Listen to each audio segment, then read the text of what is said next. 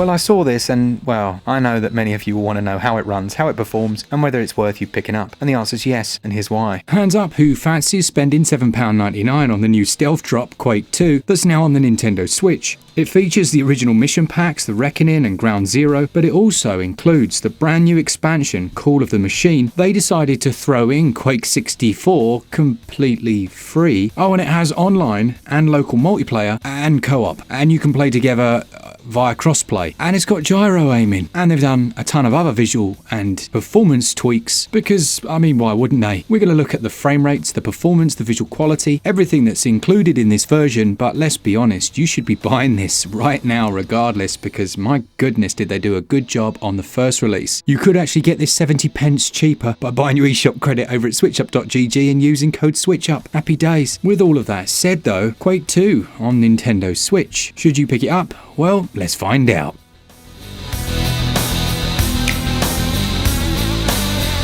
Now, for the person who's been living under a shell for their entire lives and doesn't know what Quake is, well, it's a first-person shooter. And it took the genre in a slightly different direction. It was much more fast-paced, featured a glorious soundtrack by Sonic Mayhem, and had a very unique art and aesthetic style. Let's start off with the frame rates.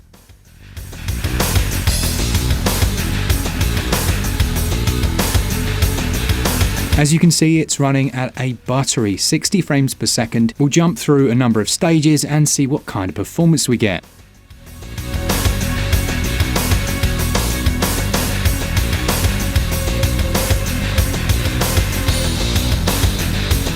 Now, as I mentioned at the start there, you do get both of the original mission packs. The Reckoning, which featured 18 campaign levels, as well as 7 deathmatch maps, and the Ground Zero, which has 15 campaign levels and 14 deathmatch maps. That's all in here. You can once again join your mates, split the screen, and have an absolute frag fest, or jump online and join people over there. Visually, we have a few improvements, not least the nice widescreen support. But then we can have a look at the models. These have also been improved.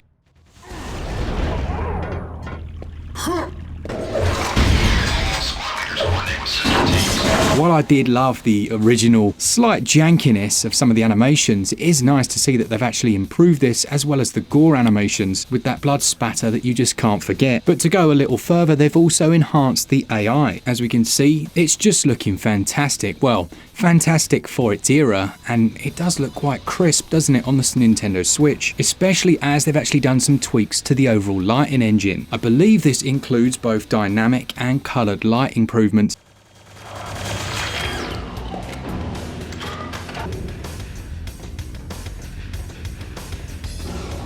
There's anti-aliasing in here, so the edges of objects are no longer jaggy at all. And yes, we could have done this with emulators, but not on a Switch OLED we couldn't. Let's go through then all of the different visual effects that we can see here, and then take a look at the handheld performance. Once we've done all of that, we might as well jump over to Quake 64 and have a check of that.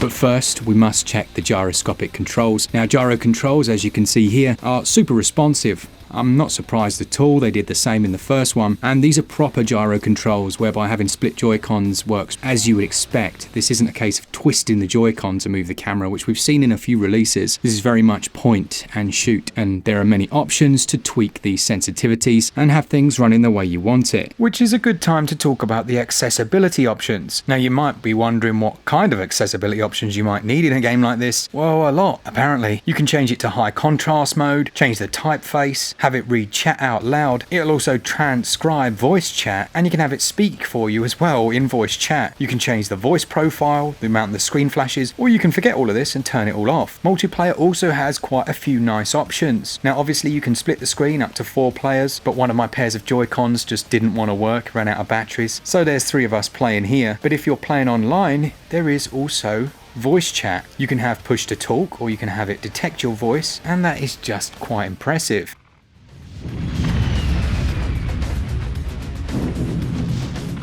In handheld mode, everything carries over exactly the same. Performance is excellent, and even when you're doing split screen in handheld, it still almost always manages to maintain its frame rate.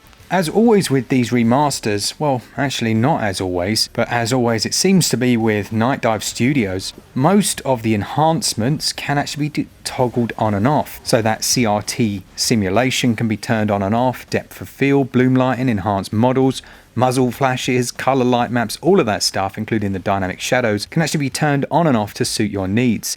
They've included the ID Vault, which is an area of the options which has a load of artwork, but what's very cool is it also has the history of the game, including lots of information that I've certainly never seen or heard before. This is the absolute definitive version of Quake 2, but it's more than that. It's Quake 2, it's all the expansions, it's Quake 64, it's the accessibility stuff put on top, the gyro aiming, the multiplayer, it's the performance, it's improved sound, lighting, visuals, everything about this. This is probably one of, if not the best ports I have ever played on any device. It does kind of remind me of the Metroid Prime remaster we got. It's incredibly impressive, the fact that it has new animations in there as well. The AI tweaks, and from what I've seen, I've already noticed a few things that certainly weren't in the original games. There was always things like enemies fighting enemies, but now they seem to be able to get so annoyed that they'll actually follow other enemies around the screen. I'm sure I don't remember that happening, but either way, it's really quite impressive, and for £7.99, that has to be some of the best value we've seen as well. So if you were just sat down looking at your backlog, wondering if there's possibly anything you can do to reduce it, I'm afraid I have bad news for you. You should definitely be adding Quake 2 on the Nintendo Switch to your library and join me online for some frag fests. Let me know in the comments. I was kind of expecting to see Quake 2 at some point, just not this evening, but I'm very glad that I am. I'm sacking off my trip climbing and I'm going to sit with my mate and play 4-player split screen. Thanks to all of you that enjoy the content. As I said at the start, if you want to save yourself a bit of money, you can use code SwitchUp over at switchup.gg to buy your eShop credit. It's only in some regions and we are still trying to expand to all regions, but we get a tiny little kickback from Nintendo.